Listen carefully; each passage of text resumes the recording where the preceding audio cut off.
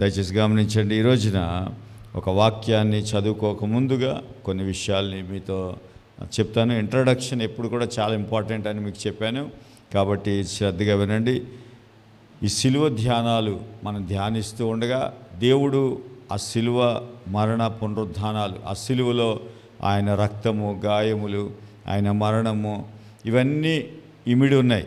అయితే ఈ రోజుకి ఒక విషయం గురించి మనం మాట్లాడుకుంటూ ఉంటాం. అయితే గమనించండి, మనల్ని ఈ లోకంలో ప్రతి వ్యక్తి కూడా ఇంకొక వ్యక్తికి తీర్పు తీరుస్తూ ఉంటారు. ప్రతి విషయంలో కూడా ఎలాంటి తీర్పు అంటే, మంచి చేసావనో లేకపోతే ఏం చెప్తారు, చెడ్డ చేసావనో చెప్తారు. ఈ రెండు విషయాలు ఏదో ఒకటి చెప్తారు. నువ్వు మంచి అయినా చెప్తారు, చెడైనా చెప్తారు. కానీ ఏ వ్యక్తి కూడా నువ్వు క్షమించబడ్డ వ్యక్తివి అని చెప్పరు. ఎప్పుడైనా విన్నారా మీరు? ఎప్పుడు అలాంటి మాట మనం వినం. ఎవరైనా కూడా ఏం చెప్తారంటే, నువ్వు మంచోడు అయినా చెప్తారు, చెడ్డవాడు అయినా చెప్తారు. లేకపోతే నువ్వు ఆరోగ్యవంతుడు అంటారు, అనారోగ్యవంతుడు అంటారు. లేకపోతే నువ్వు ధనవంతుడు అంటారు, లేకపోతే దరిద్రుడు అంటారు. లేకపోతే నువ్వు నల్లగా ఉన్నావు అంటారు, లేకపోతే తెల్లగా ఉన్నావు అంటారు. ఏదో ఒకటి చెప్తారు. కానీ ఏ వ్యక్తి కూడా నువ్వు క్షమించబడ్డ వ్యక్తివి అని చెప్పరు. ఎందుకంటే ఆ వ్యక్తి ఆ మాట చెబితే నీ జీవితమే మరోలా ఉంటుంది. నువ్వు క్షమించబడ్డ వ్యక్తి అంటే మామూలు విషయం కాదు. అంటే నీ జీవితంలో నువ్వు ధన్యుడు. కాబట్టి ఆ ఒక్క మాట చెప్పింది ఎవరంటే, ప్రభు అయిన యేసుక్రీస్తు వారి యొక్క రక్తం. ఆయన రక్తం మాత్రమే నువ్వు క్షమించబడ్డ వ్యక్తివి అని చెప్పింది. కాబట్టి దయచేసి చూడండి, ఎప్పుడైతే నువ్వు క్షమించబడ్డ వ్యక్తివో అప్పుడు నీ మైండ్కి ఏం రాకూడదంటే, ఏం రాకూడదని చెప్పాను మొన్న, పాపజ్ఞప్తి రాకూడదు. అంటే పాపం గుర్తొస్తుంటే నీకేంటి అర్థం, నువ్వు క్షమించబడలేదని అర్థం. క్షమించబడ్డావని నువ్వు నమ్మితే నీకేం జరగాలంటే పాపజ్ఞప్తి రాకూడదు. రెండవది హెబ్రీ పత్రిక 10వ అధ్యాయం 22లో ఏమంటాడంటే, తీయొద్దు, కల్మషము తోచకుండా ఉండాలి. నీ మైండ్కి ఏం రాకూడదు, కల్మషం అంటే నీ మైండ్లో ఏదో చెడ్డ ఆలోచనలు ఉండకూడదు. నిజానికి మీరు గమనించండి, ఇవి లేనప్పుడు నీ మనస్సాక్షికి పాపజ్ఞప్తి ఉండకూడదు, కల్మషము తోచకూడదు. ఈ రెండు లేవు అంటే నీకు అర్థం ఏంటంటే నువ్వు క్షమించబడ్డావని నమ్మినట్లు, శిలువ కార్యాన్ని, ఆయన రక్తాన్ని నమ్మినట్లు. దయచేసి గమనించండి, అసలు ఇది ఎక్కడి నుంచి వచ్చిందంటే మీరు గమనించండి, అసలు ఒక వ్యక్తిని మంచి చెడు ఆలోచించమని దేవుడు చెప్పలేదు.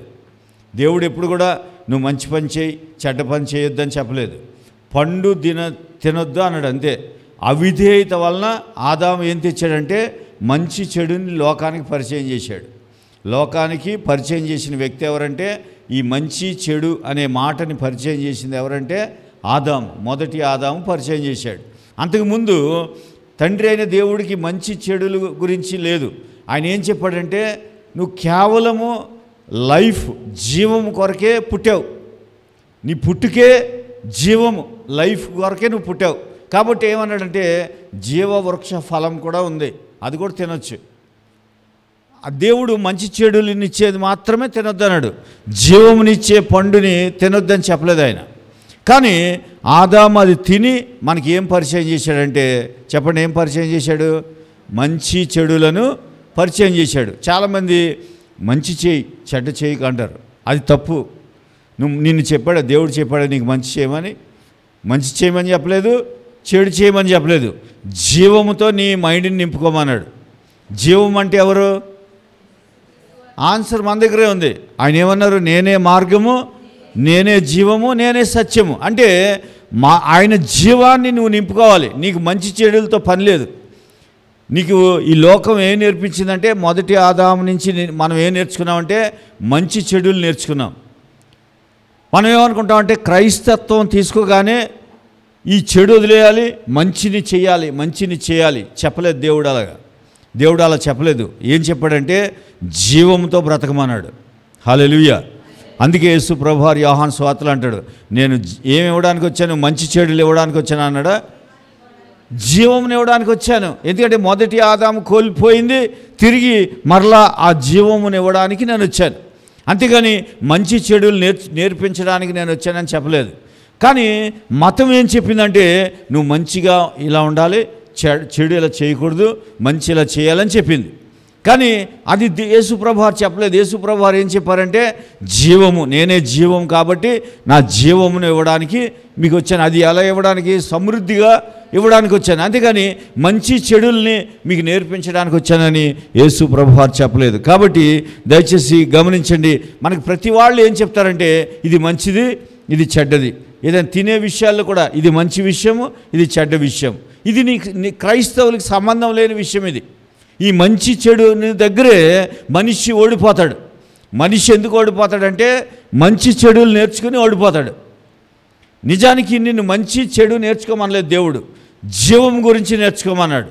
ఆ జీవమే యేసు ప్రభువారు. దయచేసి గమనిద్దాం, చూడండి. మనకి పాప క్షమాపణ ఇచ్చాడు, అదొక బహుమానం అని చెప్పాను. ఆ బహుమానము నీ మంచి చెడుల మీద ఆధారపడలేదు, లేకపోతే నీ పరిశుద్ధత నీ పాపం మీద ఆధారపడలేదు. ఏది ఆయన ఇచ్చే క్షమాపణ దేని మీద ఆధారపడి ఉందంటే చూడండి, ఎఫెసీ పత్రిక 1వ అధ్యాయం 7వ వచనం. ఆ ప్రియుని యందు ఆయన రక్తము వలన మనకు విమోచనము, అనగా మన అపరాధములకు క్షమాపణ మనకు కలిగి ఉన్నది. చూడండి, ఆయన రక్తము వలన అన్నాడా, లేకపోతే నీ మంచి చెడులను బట్టి డిసైడ్ చేస్తానన్నాడా? అంటే మంచి చెడులు నీకు నేర్పించడానికి రాలేదు యేసయ్య. నీ పరిశుద్ధత నీ పాపం మీద ఆధారపడలేదు. క్షమాపణ దేని మీద ఆధారపడిందంటే ఆయన రక్తమును వలన నీ క్షమాపణ కలిగింది, అంతే. నువ్వు దాంట్లోనే జీవం ఉంది. ఆ మాటని నీ మైండ్కి ఫీడ్ చేసుకుంటే నీకు కలిగేది ఏంటంటే లైఫ్, జీవం కలుగుతుంది, మంచి చెడులు కాదు. చాలామంది చర్చికి ఎందుకు వస్తారంటే మంచిని నేర్చుకుందాం, చెడుని విడిచిపెట్టేద్దామని వస్తారు. అది జరగదు. ఎందుకంటే యేసు ప్రభు సిస్టం కాదు అది. యేసు ప్రభు ఏం చెప్తున్నాడంటే నేను నీకు లైఫ్ ఇవ్వడానికి వచ్చాను. ఆ లైఫ్ దేంట్లో ఉందంటే నా రక్తము వలన నీకు క్షమాపణ కలిగింది, అంతే. కాబట్టి ఆ రక్తమును నువ్వు ధ్యానిస్తూ ఉంటే నీలో లైఫ్ వస్తూ ఉంటుంది, నీ ఆరోగ్యం కుదుట పడుతూ ఉంటుంది, లేకపోతే నీ జీవితం కుదుట పడుతూ ఉంటుంది.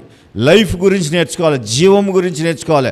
ఆ జీవం ఎవరంటే ప్రభు అయిన యేసుక్రీస్తు వారు. ఆయన రక్తం ఇచ్చి, అందుకే అన్నాడు నా స్వరక్తం ఇచ్చి సంఘాన్ని అన్నాడా, లేకపోతే మీ మంచిని బట్టి మిమ్మల్ని కొనుక్కున్నాను అన్నాడా? మనలో ఏ మంచి లేదు, మన దగ్గర ఏ మంచి లేకుండానే ఆయన మనల్ని కొనుక్కున్నాడు. ఆయన స్వరక్తం ఇచ్చి కొనుక్కున్నాడు. ఎక్కడ కూడా బైబిల్ నీ మంచి చెడుల గురించి మాట్లాడలేదు, ఆయన ఎక్కడ మాట్లాడలేదు. చూడండి, మీ ఉదాహరణగా మీకు మాట చెప్తాను. మనకి మత్తయి సువార్తలో ఆ మాటలు రాసి ఉంటాయి, తర్వాత లూకా సువార్త 5వ అధ్యాయంలో కూడా రాసి ఉంటాయి. ఒక వ్యక్తిని 4 స్నేహితులు తీసుకొచ్చారు. ఆ పక్షవాతంతో ఉన్నాడు ఆ వ్యక్తి. పక్షవాతంతో ఉంటే ఆ వ్యక్తిని తీసుకొచ్చి ఆయన చాలా బిజీగా ఉన్నాడు, ఆ ఇంట్లోకి వెళ్ళడానికి కూడా అవకాశం లేదు. ఆ పైకప్పు విప్పి ఆ వ్యక్తిని కిందకి దించారు. మీరు గమనించండి చాలా జాగ్రత్తగా. ఆ వ్యక్తిని కిందకి దించినప్పుడు ఆ 4 స్నేహితులు నమ్మారు, ఈ వ్యక్తి యేసయ్య బాగు చేస్తాడని తీసుకొచ్చారు, మోసుకుని వచ్చారు. కానీ తేబడిన వ్యక్తికి మాత్రం యేసయ్య ఎవరో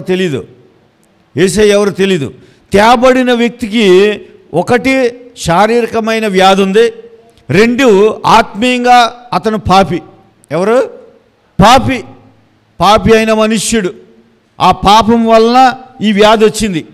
ఈ 2 విషయాలు ఆ వ్యక్తికి తెలుసు, కానీ యేసు ప్రభు గురించి తెలియదు. ఎందుకు తెలియదంటే ఆయన ఏమనుకుంటున్నాడంటే యేసయ్య దగ్గరికి రావాలంటే నా దగ్గర ఏదైనా మంచి ఉండాలి, ఈ చెడుని విడిచిపెట్టేయాలి, లేకపోతే ఏదో సంథింగ్ ఆలోచన చేసుకున్నాడు. కానీ యేసయ్యకి ఆ వ్యక్తి యొక్క మంచి చెడు మీద, లేకపోతే ఆ పరిశుద్ధత ఆ పాపం మీద యేసయ్య దృష్టి లేదు. ఎందుకంటే యేసయ్య జీవం ఇవ్వడానికి వచ్చాడు, మంచి చెడ్డలు చెప్పడానికి కాదు. అది చెప్పడానికి యేసయ్య రాలేదు. అందుకని ఆ వ్యక్తికి ఏం చేశాడంటే రాగానే నీ పాపములు క్షమించబడి ఉన్నవి. అప్పటికే ఆ వ్యక్తి పాపపు ఒప్పుకోలు చేసుకున్నాడు. ఆ వ్యక్తి చేయలేదు. ఆ వ్యక్తి పాపపు ఒప్పుకోలు చేయలేదు. యేసయ్య నన్ను క్షమించి అనలేదు. కానీ అనకముందే యేసయ్య ఏమన్నాడంటే అది బహుమానం ఎప్పుడు కూడా నిన్ను బట్టి ఎవరు బహుమానం ఇవ్వాలనుకున్నప్పుడు అది ఎవరైనప్పటికీ ఇస్తారు. ఇప్పుడు చూడండి, మీరు ఎవరైనా బర్త్డేకి పిలిచారనుకోండి, గిఫ్ట్ తీసుకుని వెళ్తారు. అంతేగాని మీ అబ్బాయి నల్లగా ఉన్నాడని మీకు గిఫ్ట్ ఇవ్వకుండా వచ్చేస్తామా? లేకపోతే తెల్లగా ఉన్నాడని పెద్ద గిఫ్ట్ తీసుకెళ్తారా? అలాగే ఉండదు. బహుమానం అంటే బహుమానమే. ఇప్పుడు చూడండి, యేసయ్య దగ్గరికి తీసుకొచ్చారు. యేసయ్య ఆ వ్యక్తిని పాపాలు ఒప్పుకోమని చెప్పలేదు, లేకపోతే నీ మంచి నేర్చుకో, ఈ చెడు విడిచిపెట్టి అనలేదు. ఏమి అనకముందే ఏమన్నాడంటే, నీ పాపములు క్షమించబడి ఉన్నవి. హల్లెలూయా, హల్లెలూయా. ఈ రాత్రి ఒకవేళ మన మనస్సులో మతం చాలా నేర్పించింది ఏంటంటే, మంచిగా ఉండు, చెడు చేయకు. మంచిదే, మంచిగా ఉండడంలో తప్పులేదు. కానీ మంచి చెడులు నీది కాదు, నీ విషయం కాదు. అది మొదటి ఆదాము నేర్పించిన విషయం. కానీ కడపటి ఆదామైన యేసు ప్రభువారు మనకు నేర్పించిన విషయం ఏంటంటే, జీవము గురించి నేర్పించాడు. ఆ జీవానికి ఈ మంచి చెడులకి సంబంధం లేదు. చాలామంది మంచి అంటే జీవం అనుకుంటారు. మంచి అంటే జీవం కాదు. జీవం అంటే యేసు ప్రభువారు. ఆయన గురించి నేర్చుకోవడమే జీవము, లైఫ్.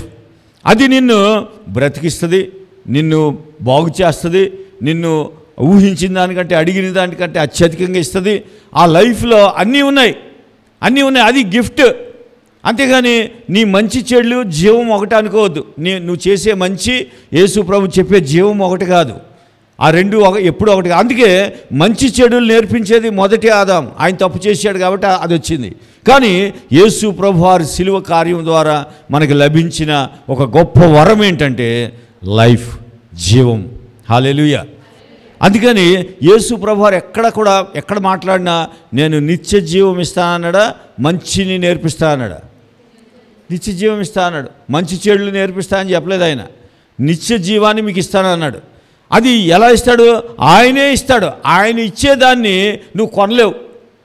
ఆయన నీకు చూడండి, యోహాను సువార్త 10వ అధ్యాయం 27, 28, 29 వచనాలు చదవండి త్వరగా. నా గొర్రెలు, నీ పని ఏంటి? ఈ 40 దినాలు నీ పని ఏంటి? ఆయన స్వరం వినడమే. నీ మంచి చెడులు పక్కన పెట్టు. అక్కడ ఆ డోర్ బయట పెట్టేసి వచ్చేయి. ఈ డోర్ ఎంటర్ అవ్వగానే నీ మంచి చెడులు ఏమైనా ఉంటే అక్కడ పెట్టేయి. నీకు లోపలికి వచ్చి ఏం చేయమన్నాడు? నా గొర్రెలు నా స్వరం వినాలి, నేను వాటిని ఎరుగుదును. ఆయనకి తెలుసు నీ గురించి మేబీ నువ్వు అనుకోవచ్చు, నా ఆర్థిక ఇబ్బందులు, లేకపోతే నా అనారోగ్యము, నా పరిస్థితులు దేవుడికి ఏం తెలుసు అనుకుంటున్నావు. కానీ ఆయన ఏమంటున్నాడంటే, నా గొర్రెలు నా స్వరం వింటే చాలు. ఆ గొర్రెల గురించి నాకు తెలుసు. ఇప్పుడు ఆ పక్షవాతం కలిగిన వ్యక్తి గురించి యేసయ్యకి తెలుసు. ఆ వ్యక్తి చెప్పనవసరం లే. ఆ వ్యక్తి, మీరు నా గొర్రెలు నా స్వరం వింటాయి, నేను వాటిని ఎరుగుదును, తర్వాత అవి నన్ను వెంబడించును. ఎప్పుడైతే స్వరం వింటావో ఆయన నీ గురించి తెలుసుకుంటాడు. ఆల్రెడీ తెలుసు ఆయనకి. ఎప్పుడైతే ఆయన స్వరం నువ్వు వింటావో నువ్వు మంచి చెడులు నేర్చుకో.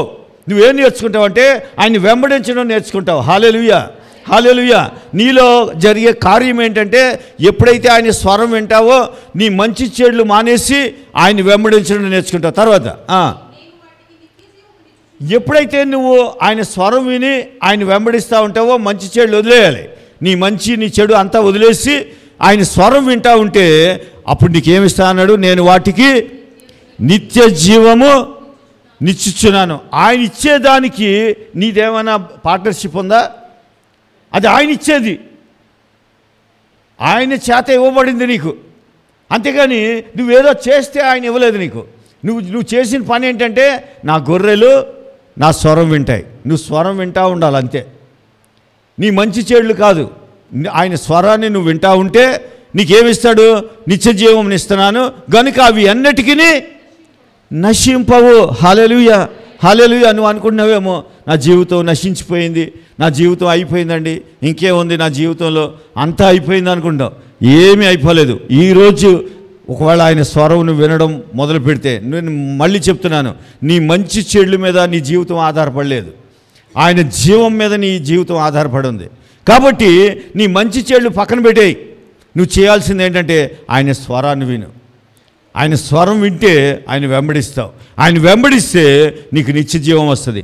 నిత్య జీవము అది ఆయన ఇచ్చేది, నువ్వు తీసుకునేది కాదు, నువ్వేదో సంపాదించుకునేది కాదు. కాబట్టి ఎప్పుడైతే ఆయన జీవాన్ని తీసుకుంటావో, జాగ్రత్తగా గమనించండి, ఆయన మంచి చెడులు కాదు, మొదటి ఆదాముది మంచి చెడు. కానీ ఆయన జీవాన్ని నువ్వు ఎప్పుడైతే అంగీకరిస్తావో, ఎప్పుడైతే తీసుకుంటావో, వెంటనే నీ జీవితంలో ఏముండదంటే నాశనం అనే మాట ఉండదు. హల్లెలూయా. నశించిపోవేక నువ్వు. నీ జీవితంలో ఎప్పుడు కూడా నాశనం ఉండదు. నువ్వు ఇప్పటికే మనం చాలా జీవితాన్ని పోగొట్టుకున్నాం. ఎందుకు పోగొట్టుకున్నామంటే ఆ మొదటి ఆదాము చెప్పిందే మన మైండ్లో ఉంది. ఏంటంటే నేను మంచిగా జీవించాలండి, నేను చాలా మంచి పనులు చేయాలి, నేను చెడుని విడిచిపెట్టేయాలి. యేసుప్రభు నీకు చెప్పలేదు ఆ మాట. యేసుప్రభు ఏం చెప్పాడంటే నా గొర్రెవైతే నా స్వరం విను.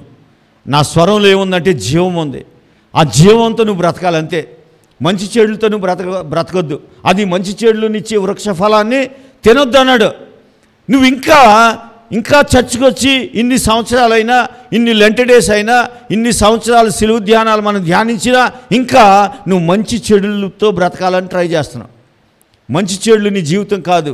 ఆయన జీవంతో బ్రతకడం నేర్చుకో. అది ఎలా అంటే ఆయన స్వరాన్ని వినాలి. ఆయన జీవం నీకు ఇస్తాడు. ఇవ్వగానే నీ జీవితంలో ఒకటి డిలేట్ అయిపోద్ది. ఏంటది? నాశనం అనేది డిలేట్ అయిపోద్ది. అది ఉండదు ఇక నీ జీవితంలో. తర్వాత ఎవడును వాటిని నా చేతిలో నుండి, ఎవరిని? ఆయన స్వరాన్ని విని ఆయన జీవాన్ని తీసుకున్న వ్యక్తి. ఆయన స్వరం విని మంచి చెడ్డలు నేర్చుకున్నవాడు కాదు. మంచి చెడ్డలు నేర్పించేది ఏంటంటే మతం నేర్పిస్తుంది మంచి చెడు అనేది. యేసు ప్రభు నేర్పించేది ఏంటంటే జీవం గురించి నేర్పిస్తాడు నీకు. ఎప్పుడైతే జీవం నీలోకి వచ్చిందో నాశనం పోయి ఆ ప్లేస్లో ఏమొచ్చిందంటే నా చేతిలో నుండి ఎవడు నిన్ను అపహరించలేడు, నిన్ను ఎవడేం చేయలేడు. హల్లెలూయా. నీ జీవితాన్ని ఎవ్వరు ఏం చేయలేరు. ఒకవేళ నువ్వు అనుకుంటున్నావు నా జీవితాన్ని సాతాను చేతుల్లోకి వెళ్ళిపోయింది, లేకపోతే ఎవరో నాశనం చేశాడు, ఎవడో నన్ను మోసం చేశాడు, ఏ వ్యక్తి చేతిలోనో నేను మోసగించబడ్డాను, లేకపోతే నా వ్యాపారంలో నేను లాస్ అయిపోయాను, లేకపోతే నేను ఏదో అది జరిగిపోయింది అనుకో. ఎందుకు జరిగిందంటే మంచి చెడులతో నువ్వు దాన్ని డీల్ చేసావు. నువ్వు ఇన్ని రోజులు దేంతో డీల్ చేసావంటే నీ జీవితాన్ని మంచి చెడులతో డీల్ చేసావు. కానీ యేసు ప్రభు జీవంతో కనుక నీ జీవితాన్ని స్టార్ట్ చేయడం మొదలుపెట్టు, ఆయన చేతుల్లో నుండి నిన్ను ఎవడు కూడా అపహరించలేడు. హల్లెలూయా. హల్లెలూయా. హల్లెలూయా. నువ్వు నిజంగా నీ జీవితంలో ప్రభా నేను నాశనం అయిపోయాను అనుకున్నవారు ఈ రాత్రి ఒక తీర్మానం చేసుకోండి. ప్రభా నీ స్వరం వినడానికి ఇష్టపడుతున్నాను. అంతే. ఆయన పెట్టిన కండిషన్ ఒకటే, ఆయన స్వరం వింటే. ఆయన స్వరంలో ఏముందంటే నిత్య జీవం ఉంది, మంచి చెడులు లేవు, నిత్య జీవం ఉంది. ఆ జీవము నీకు నాశనం తీసేసి ఆయన చేతుల్లోంచి నిన్ను ఎవ్వరు కూడా అపహరింపరు. తర్వాత చదవండి త్వరగా. ఇంకొక వచ్చిన ముందేమో వాటిని ఎవరిచ్చారు? తండ్రి ఇచ్చాడు. ఆ తండ్రి అందరికంటే నువ్వు ఇన్ని రోజులు నీ మంచి చెడులతో నువ్వేం డిసైడ్ చేసావంటే మా ఓనర్ చాలా మంచోడండి, మా ఎండి గారు చాలా మంచోడండి, మా యజమాని చాలా మంచోడు, లేకపోతే మేము డ్యూటీ చేసే ఆయన చాలా మంచోడు, నా వ్యాపారం చాలా మంచిది. ఇలా చాలా అంటే నీకు మంచి చెడు బాగా తెలిసింది. కానీ ఇప్పుడు ఏం చెప్తున్నాడంటే ఎప్పుడైతే ఆయన జీవం గురించి నేర్చుకుంటావో, ఆయన రక్తములో క్షమాపణ ఉందని నేర్చుకుంటావో, అది నీకేం నేర్పిస్తుందంటే అందరికంటే నా తండ్రి గొప్పవాడు. హల్లెలూయా. హల్లెలూయా. నీ జీవితంలో అన్నిటికంటే అందరికంటే తండ్రి గొప్పవాడు. ఎప్పుడు అది తెలుస్తుంది నీకు? మంచి చెడులు నేర్చుకున్నప్పుడు తెలియదు. ఆయన జీవం గురించి నేర్చుకున్నప్పుడు తండ్రి గొప్పవాడు అని తెలుస్తుంది. హల్లెలూయా. హల్లెలూయా. గట్టిగా చప్పట్లు కొడదాం. చూడండి, అందరికంటే గొప్పవాడు కనుక నా తండ్రి చేతిలో నుండి ఎవడును వాటిని అపహరింపలేడు. హల్లెలూయా. హల్లెలూయా. పేతురు పత్రికలో, యాకోబు పత్రికలో అంటాడు ఏమనంటే ఆయన బలిష్టమైన చేతుల్లో నుండి ఎవడు నిన్ను తీసుకెళ్ళలేడు. ఆయన చేతులు ఎలాంటివి? బలిష్టమైనవి. నువ్వు ఎలా ఉండాలంటే దీన మనస్కుడు అయి ఉండాలి. మంచి చెడులు నేర్చుకుని ఉండవద్దు. నువ్వు ఎలా ఉండాలి? చిన్నపిల్లలు ఎలా ఉంటారు? వాళ్ళకి ఏం తెలీదు. అలా ఉండాలి నీ మైండ్. నువ్వు ఎంత లోక జ్ఞానం సంపాదిస్తే అంత మంచి చెడులు నేర్చుకుంటావు. మంచి చెడులు మొదటి ఆదాముకు సంబంధించినవి. వాటితో నువ్వు ఏది డీల్ చేసినా లాస్ట్కి ఫెయిల్ అయిపోతావు. అది అనారోగ్యమే కావచ్చు, లేకపోతే బిజినెస్సే కావచ్చు, అది నీ ఉద్యోగమే కావచ్చు, ఏదైనా కావచ్చు. మంచి చెడులతో నువ్వు డీల్ చేస్తే లాస్ట్కి వచ్చేది ఫెయిల్యూర్. కానీ యేసు ప్రభు జీవముతో నువ్వు డీల్ చేస్తే లాస్ట్కి వచ్చేది ఎప్పుడూ సంతోషము, సమాధానమే. హల్లెలూయా. హల్లెలూయా. చూడండి, ఎవడును వాటిని అపహరింపలేడు. దయచేసి గమనిద్దాం. చూడండి, త్వరగా ఇంకొక విషయాన్ని మీకు చెప్పి ముగిస్తాను. అయితే ఆ పక్షవాతం కలిగిన వ్యక్తికి మంచి చెడులు తెలుసు, కానీ యేసు ప్రభు జీవం తెలియదు.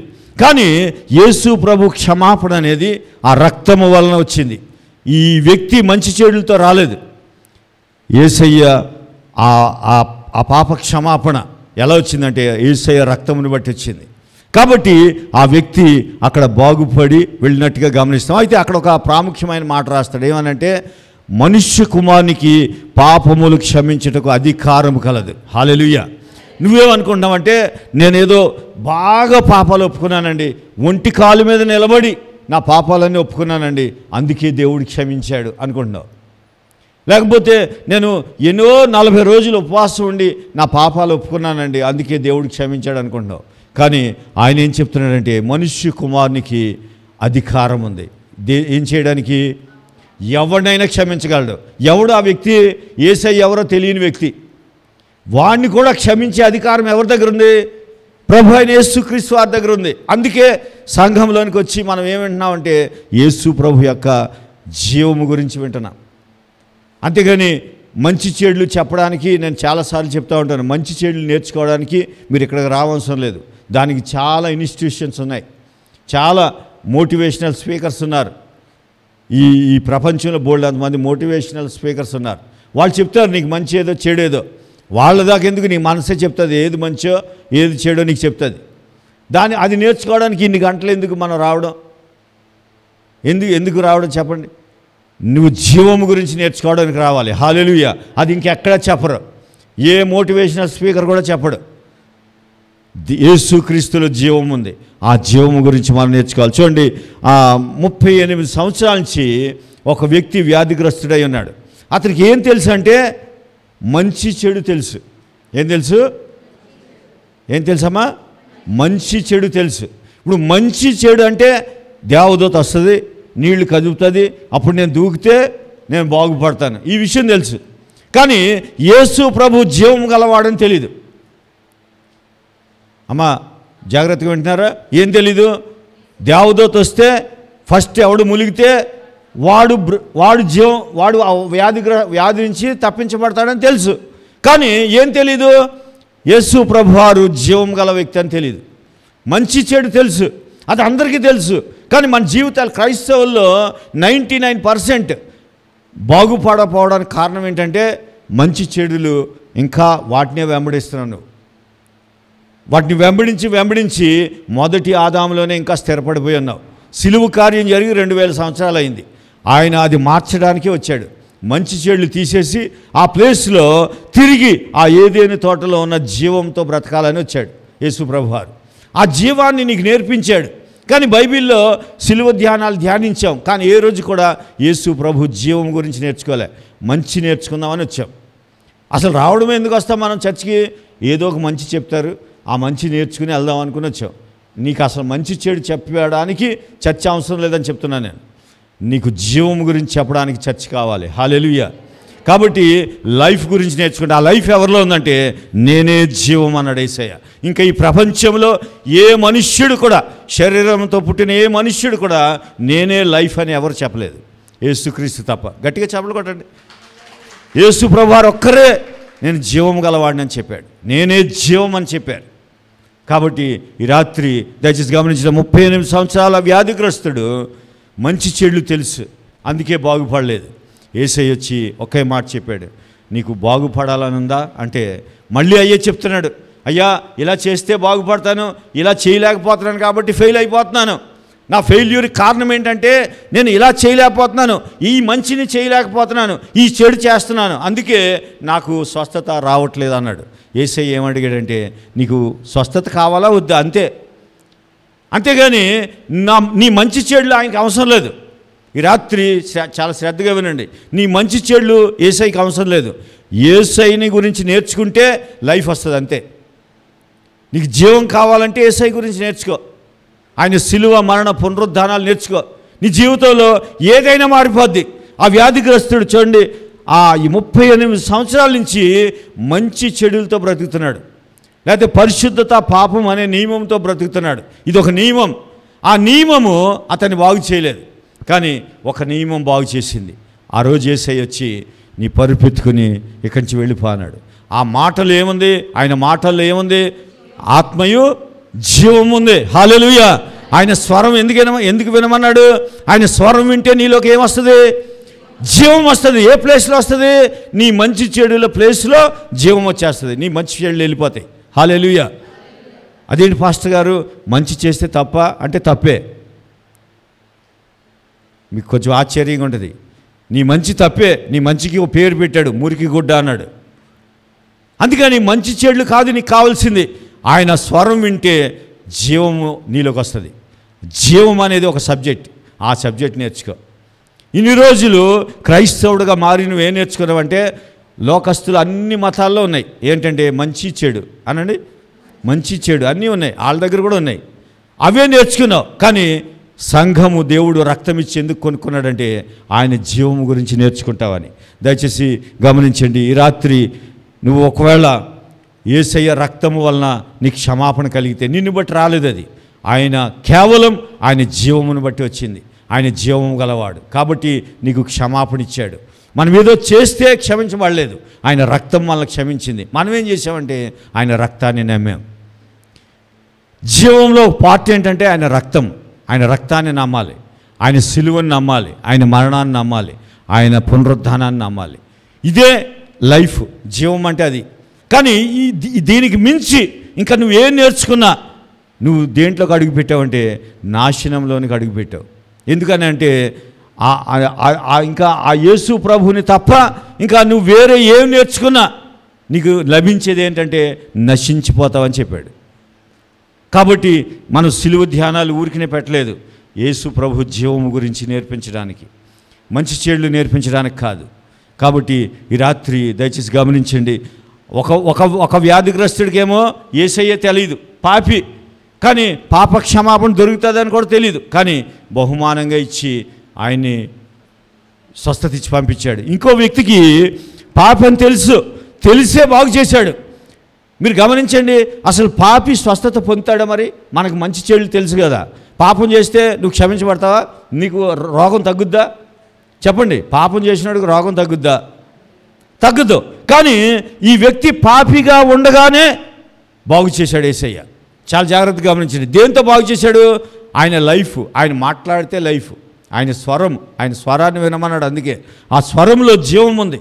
ఆ జీవాన్ని వినగానే ఆ వ్యక్తిలో స్వస్థత వచ్చింది. స్వస్థత వస్తే ఒకసారి మందిరంలో కలిశాడు.